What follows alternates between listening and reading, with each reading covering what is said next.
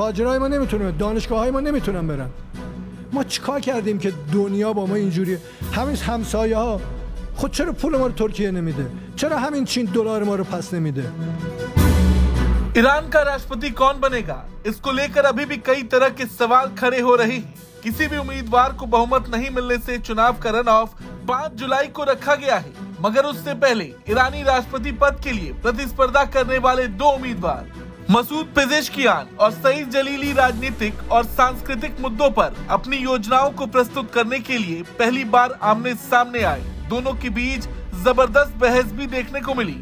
बहस की शुरुआत में प्रस्तुतकर्ता ने बताया कि दावेदारों द्वारा चर्चा के लिए संस्कृति और राजनीति के बारे में 10 विषय और प्रश्न होंगे।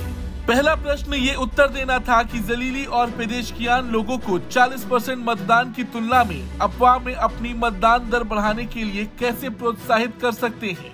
इसके जवाब में जलीली ने कहा, इस्लामिक प्रतिष्ठान को लोगों के वोटों पर आधारित होने पर गर्व है। उन्होंने कहा कि उनकी निर्णय लेने और नीति निर्माण में लोगों की भागीदारी बढ़ाने की योजना है। अगले चुनावों में लोगों का मतदान प्रतिशत और भागीदारी भी बढ़ेगी। जलीली ने आगे कहा, अगर ईरान के पास शक्ति, प्रगति और सफलता है तो ये लोगों की भागीदारी का ही परिणाम है। वहीं पेजेश्कियान ने अपनी ओर से खेद व्यक्त किया कि 28 जून के चुनाव के पहले दौर में केवल 40% ही मतदान के लिए निकले। पेजेश्कियान ने कहा, मतदान कम और चिंताजनक था। उन्होंने कहा, 28 जून के चुनाव में जो भागीदारी हुई वो चिंताजनक है। ये अस्वीकार्य है कि 60% लोग चुनाव में नहीं आए।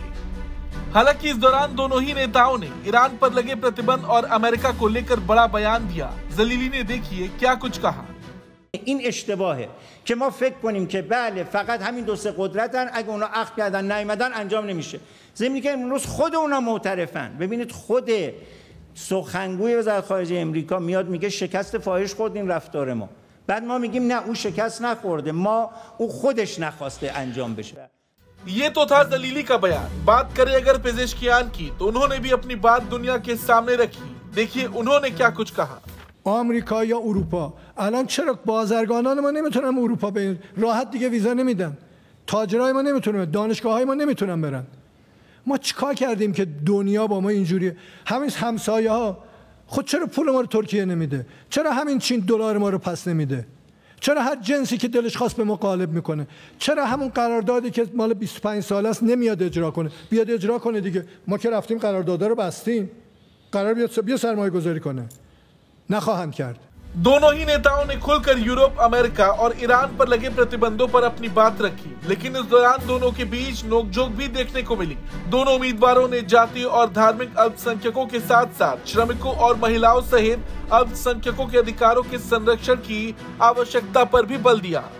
दोनों ही नेताओं ने अपनी योजनाओं पर भी खुलकर बात की, लेकिन देखना तो यही होगा कि 5 जुलाई को रन ऑफ में आगे कौन निकलता है और ईरान का राष्ट्रपति बनता है। ब्यूरो रिपोर्ट, भारत तक।